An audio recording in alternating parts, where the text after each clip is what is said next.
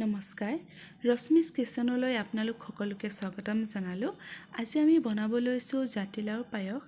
তাৰ বাবে লাগিব 1 কাপ ৰুকি লোৱা জাতিলাও, আধা চামুচ ইলাচিৰ গুড়ি, এচামুচ ঘিউ, কেইটামান কাজু আৰু আধা লিটাৰ গাখীৰ আৰু 5 চামুচ চেনি।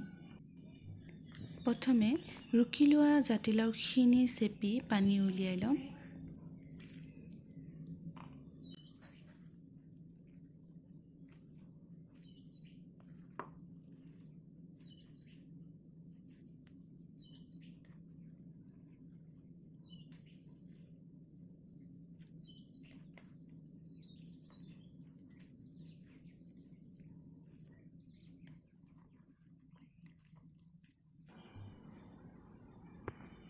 এতিয়া কেৰাহীত এচামুচ ঘিউ দিম। এতিয়া ৰুকি থোৱা জাতিলাওখিনি দি দিম আৰু ভালদৰে লৰাই দিম। জাতিলাওখিনি আমি কম জুইত 8 পৰা 9 মিনিটমান ভাজিম বা যেতিয়ালৈকে জাতিলাওখিনি কেঁচা ভাৱ নাযায় আৰু কোমল হৈ নপৰে তেতিয়ালৈকে ভাজিম। এতিয়া প্ৰায় সকলোৰে ঘৰত জাতিলাও থাকেই আৰু সদায় জাতিলাও চব্জি খাই ভাল নালাগে, আমনি লাগে আৰু বিশেষকৈ সৰু ল'ৰা ছোৱালীবিলাকে একেবাৰে নাখায়। তেন্তে সৰু ল'ৰা ছোৱালীবিলাকক খুৱাবৰ বাবে এইটো একেবাৰে সহজ পদ্ধতি। তেওঁলোকে নিশ্চয় খাব আৰু ভালো পাব খাই।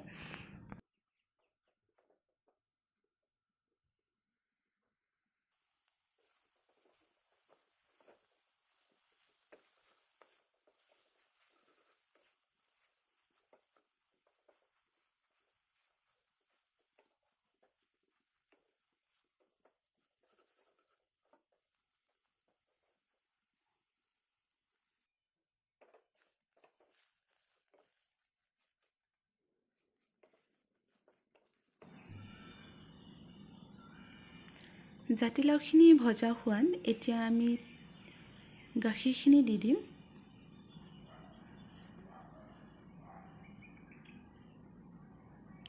গাখীৰখিনি দিয়াৰ পিছত আমি এইখিনি কমেও 10 পৰা 15 মিনিটমান আমি বইল কৰিব লাগিব।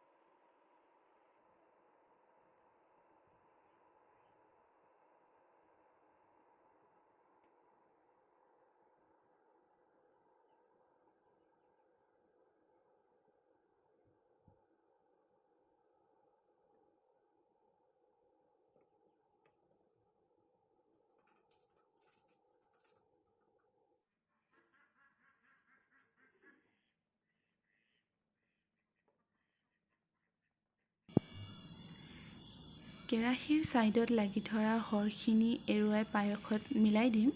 এনে কৰিলে পায়সকণ আৰু সোৱাদ হৈ পৰে আৰু ডাঠ হৈ পৰে।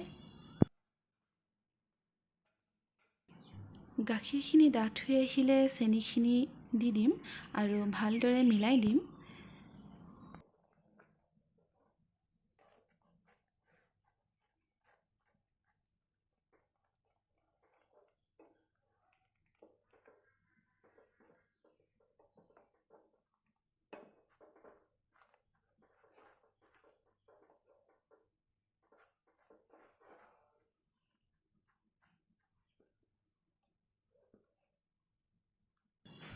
এতিয়া সৰু সৰুকৈ কাটি থোৱা কাজুখিনি আৰু ইলাচিৰ গুড়িখিনি দি দিম।